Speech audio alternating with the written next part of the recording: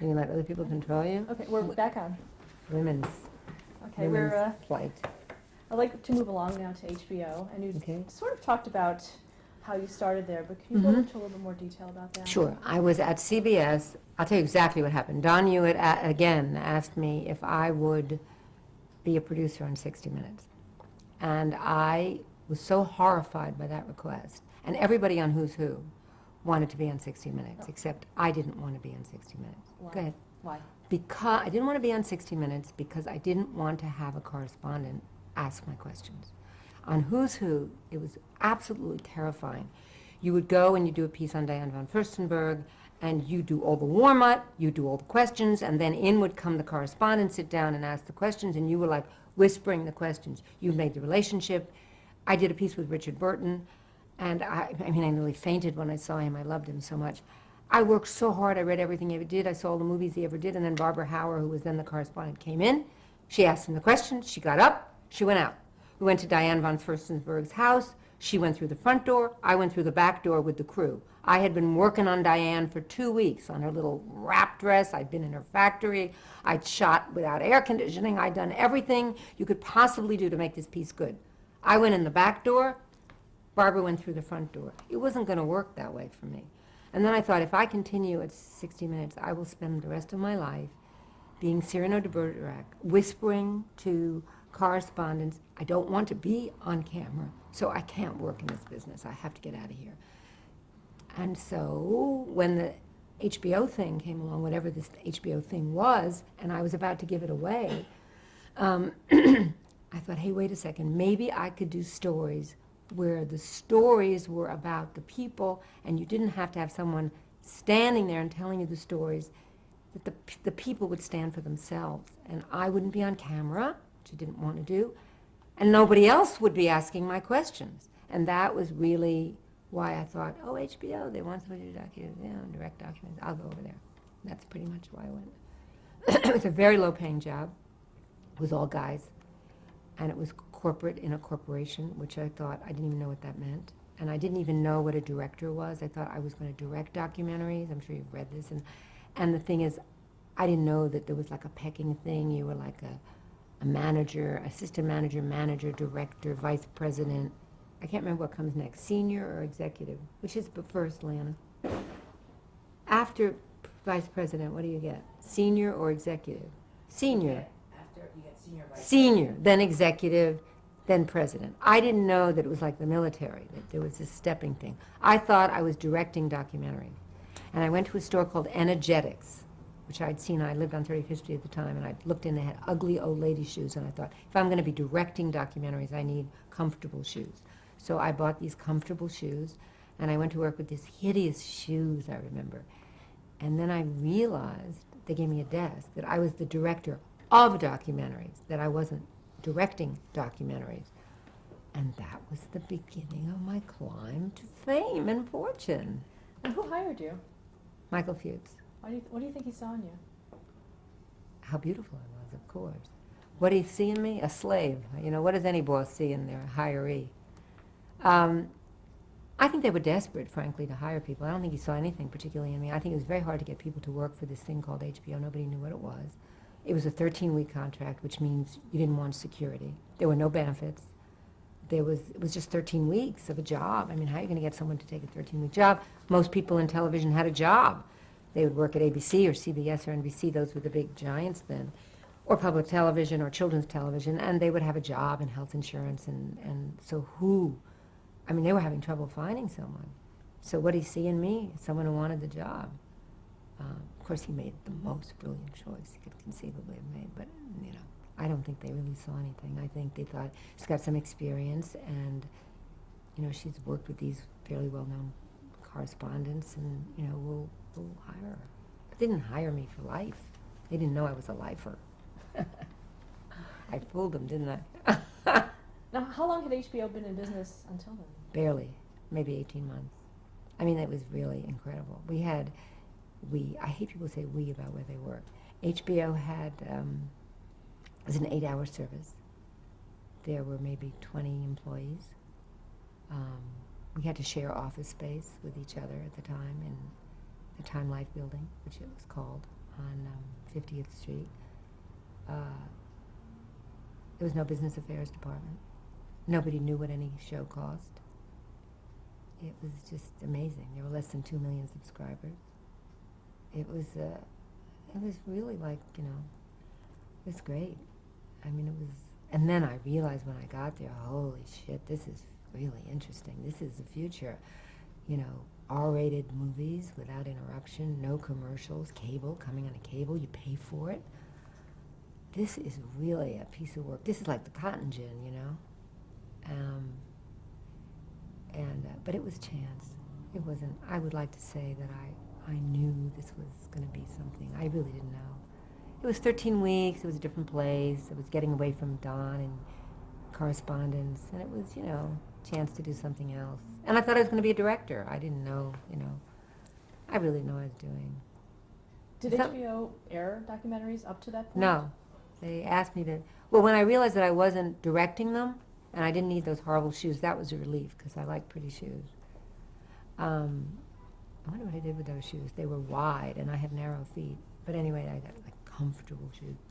Comfortable shoes. Sensible shoes. I don't like sensible things. What was your question? You even forgot it, see? I'm so relieved. Do you remember it? No, in terms of, were there documentaries on before? There were documentaries on PBS. They were excruciating. Occasionally they were interesting. The Louds had been on. That was interesting because people were talking about sex and stuff. But most documentaries about what's wrong with the CIA, what's wrong with our health care, what's wrong with your heart. They were never people's stories, very rarely. The Louds was probably the only one. Salesman, the great inspirational film of my life. Grey Gardens. Things the Maisels were doing. But how you would translate that somewhat highbrow, Gimme Shelter, how you would translate that kind of intensity to a pay cable thing was a sort of dilemma. I really didn't know how to figure it out. So I kind of copied the movies. So if a movie was on and it did well, then I would copy that movie in fact. So if it was about divorce, I'd do a documentary about divorce. If it was about swinging, like Bob and Ted and Carol and Alice, I'd do a documentary about swinging. If it was about Jaws, I'd do a documentary about sharks. I didn't have any ideas. I just figured if they're watching those, maybe they'll watch mine. And mine will be the real thing, and theirs will be the story part of it. So I was a copycat. I've always been a copycat, an excellent plagiarist. But I've never been caught because since I have a different genre, I could borrow hot concepts from what people were buying, which we now refer to as the zeitgeist of the moment. But in fact, zeitgeist is simply stealing the aura of popularity. So I tried to be popular by stealing, oh, that's a bad word, by enlarging the concept of what was the zeitgeist of the moment. Did you do that right from the beginning? Yeah, always did it. Always did it because being a control freaks want to be popular. Otherwise, how do they know if they're in control or not? If you're in control in a room all by yourself, there's not much control. I wanted to be popular. I wanted to be successful at what I did. I wanted to be showy. And I wanted to be noticed. In this fiction environment, I wanted to be noticed for my fact. And my fact was fact programming and also the fact that I was there. And the only way to really be noticed was to copy what was popular or to catch the aroma of what was popular. And that's what I did. How did you develop those first documentaries that you did? Oh, I hired people that I had worked for. And this is what happened. I would call people, like I'd worked for, when I had been on the Dream Machine, I had worked for Al Perlmutter, so I'd call Al and I'd say, let's do a show about consumer fraud or something, and let's do a show about cars that are lemons.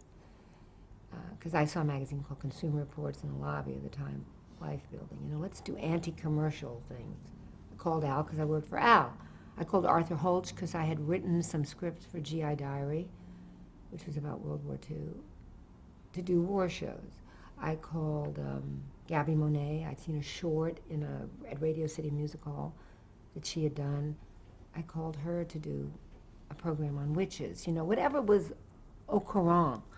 And whoever I had worked for, or I'd seen their name roll by on a screen, or I had maybe run into them at the Dream Machine, I would call them and I would get them to work for HBO. And they didn't believe me. Like, you call a guy, you've been earning $150 or $250 a week working for them. You call them up, you say, I want to make a documentary on Winston Churchill. They think you're, calling from Bellevue. But we did it. That's what we did. And they came and they kind of looked at me, and we wrote checks, and they made shows. What kind of direction would you give them? I was on top of everything always, even not knowing I was on top of it. It was really quite extraordinary in retrospect. The chutzpah of this person that was once me. I always think I thought I knew. I still don't know, but I think I know as much as the next person, so I'm very happy to control the product in some way. I've always had that peculiar kind of confidence that I wasn't any worse than anybody else, and maybe I might be better, and that my ideas were not worse than somebody else's. Remember, I'd worked at USIA licking stamps. I'd worked on a lot of things where bosses were revered, but then I'd think, gee, they make mistakes, so I could make mistakes. If they can do it, I can do it too. So I think it came from working for other people so much that I began to think, why not me? What's the big deal here? I deserve a shot. Did you have a lot of autonomy in the beginning? Always. I've always had autonomy at HBO. I'm extremely collaborative, but I always have autonomy. I had bosses, and I'm stubborn. And the truth is, I never really ever felt I needed a job that badly, that I had to do something I didn't really want to do. I am obedient, but I've never been a sycophant. I respect bosses because I know that they've had to play my games, but I don't eat crow. I just don't. I never did. And maybe that came from the fact that I never really wanted anything material particularly much. I didn't want to have to ask for money, but I never really wanted anything. I didn't want anything badly enough to crawl around on my knees. I'm sure there are other expressions for that. How do you think you are as a boss? I think I'm not always easy. I think I can be very tough. I think I'm fair when it comes to credit because that means a great deal to me. But I think sometimes I'm impatient, and sometimes I don't listen to what people are saying. And I think I know. I think that I'm a little autocratic. I think I run a kind of beneficent dictatorship. But look, we have a democracy. Look at the mess we're in. I think I'm a beneficent dictator. Would you say that, Lana? Yes. I think I won't change that. Even though I know sometimes I'm off I'm a little off. Because I think it comes with who I am. And I think that you have to forgive me my sins as I forgive other people their sins for what they offer. I think that's a fair trade agreement I have. You accept my difficult self, and I'll parlay that into your own excellence. But I don't think that I'm easy. I just don't. Is there a certain type of person that works very well with you? Smart, confident, take a little crap, give a little back, take the punch, give back the punch. I can take the punch, but I sure can give it.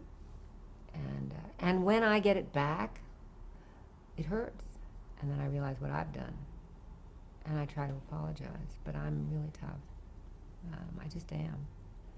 And I guess I have a lot to learn in that area, but I think that I wouldn't be me if I wasn't that person. Not that me's so great, but I think that it's tough. This is a tough business. And for an older woman, it is particularly a tough business. But I had the same rules of charity and aggressiveness that I've had since I was probably 12 years old or 10 years old. I take very few prisoners. Do you think that has anything to do with being a woman in this business? Yeah, I do. I think being a woman in this business is very hard. And I think, frankly, I mean, although it sounds a little arrogant, one of the great gifts of being older is that guys don't put their hands on your tush anymore. And one of the great advantages of being older is you don't just suddenly be in an editing room and have to remove some guy's hand from your bosom. There was a lot of that when I grew up in this business. A lot of harassment that wasn't, there was no word harassment. There was no word sexual harassment. I thought it was part of the game. And I thought you had to play the game. And I found it very terrifying, but I played it. And, you know, I would remove the hand, but I didn't report the hand. I would have the drink with the person, but I wouldn't go to bed with them. But I certainly was sexually harassed in the early days of this business.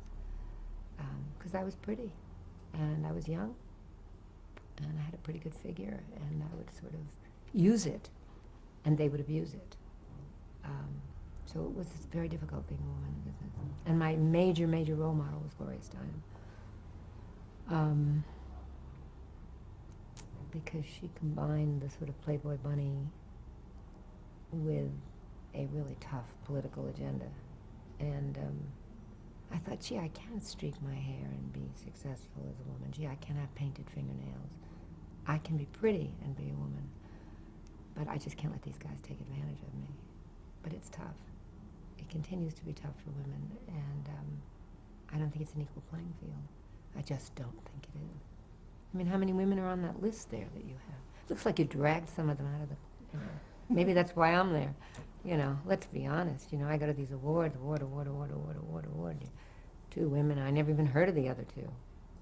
I mean, there are very few survivors, especially at my age, and especially in this business. It's tough. On camera, you can get away with much more. But who's there? And why do you think that is, that it's so tough? I think guys are intimidated by women with dicks. You think I'm a chick with a dick?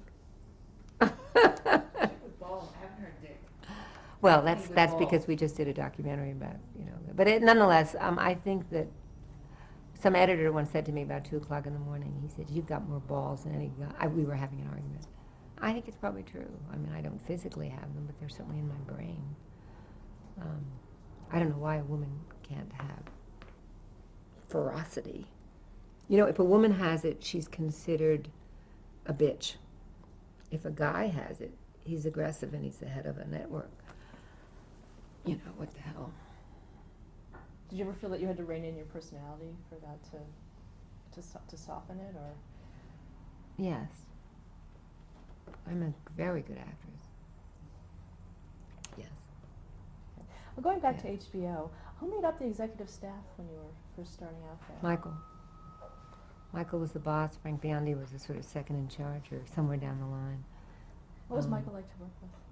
I loved Michael because he was so unfair, and he made me so tough. I mean, he was in everything, in every idea, and it was his personality that was sort of the founding of HBO. That sort of maverick, irascible, intellectual, sort of primitive Jewish immigrant humor. I think created the Robin Williams and the Whoopies in the early days of HBO. And a certain kind of sexual license. I think he was, in many ways, a really important visionary for HBO. And, you know, I've watched the rise and the fall of many leaders, and, you know, but he certainly gave birth to it. And I was there at the birthing, you know. So I would never underrate Michael's influence on HBO or on me. Did you think that it would become as big as it did when you started? Huh. I knew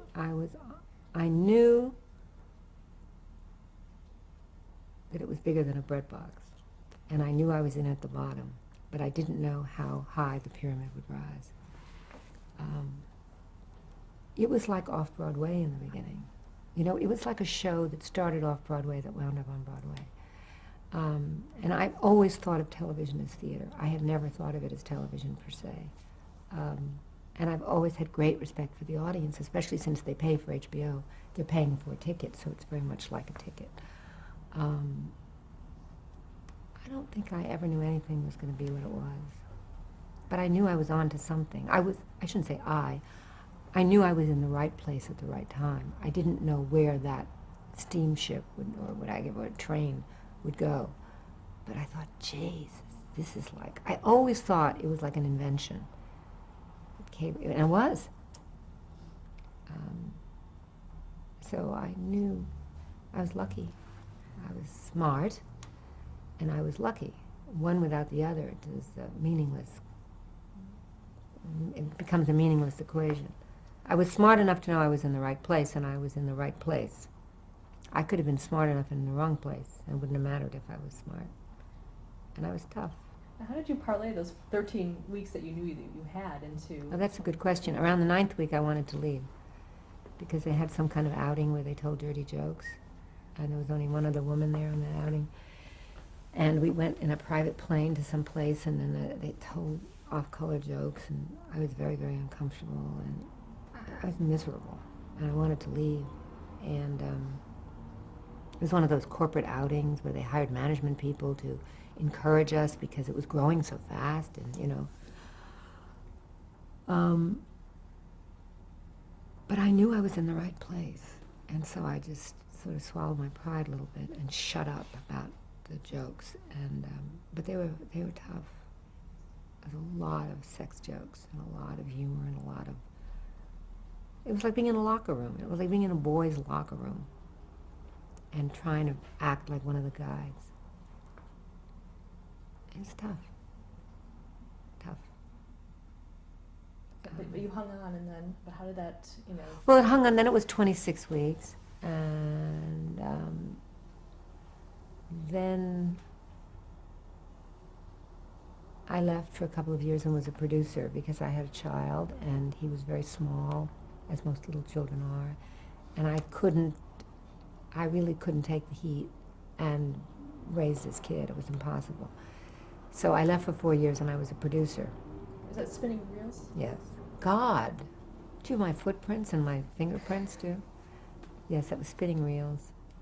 Great name, don't you think, for a company? Was that your company? My name, my company. Some company. It lasted 4 years. It was a totally deficit. I could barely pay my bill. And I had one client, HBO.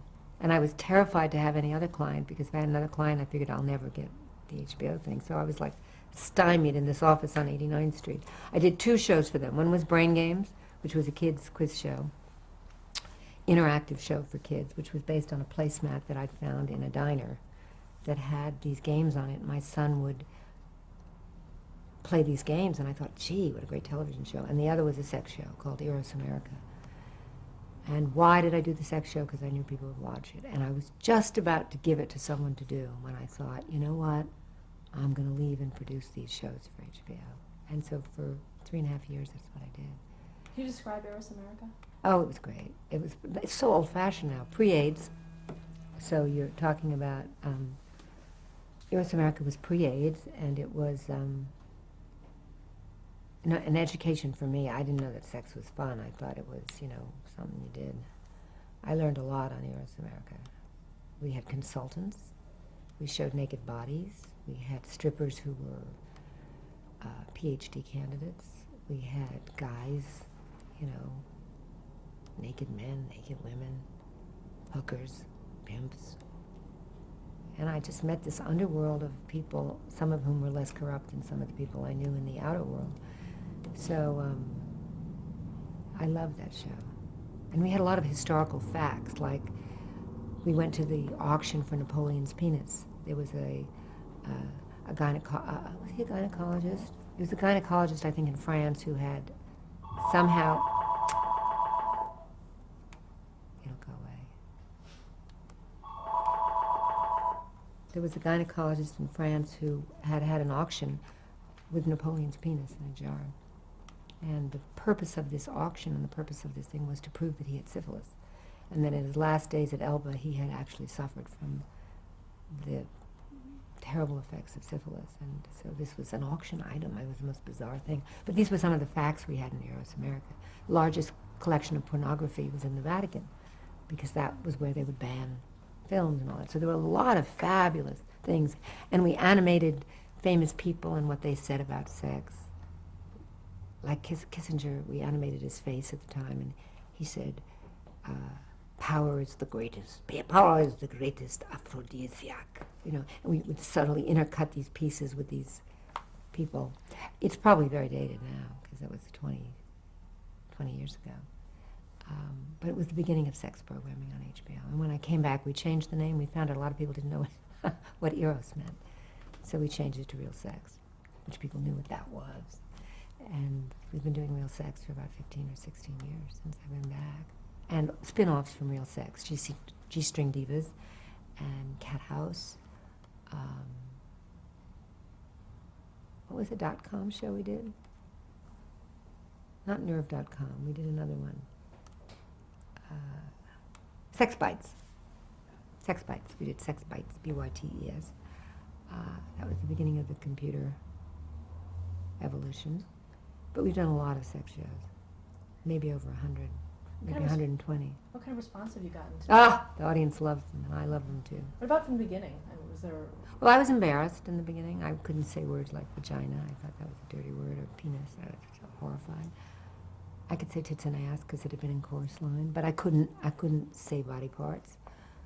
I was an unlikely person to do it, but I knew it was the next threshold, because if we were doing R-rated movies and people were humping in the movies, then it seemed like I could do R-rated programming. Was there a point where you said where it was all right for you to do it? Yeah, and I don't know when that happened. I think when people started to attack me for doing it. Like a friend of mine said, how do you sleep with yourself when you work on programs like that that are so defaming, you know?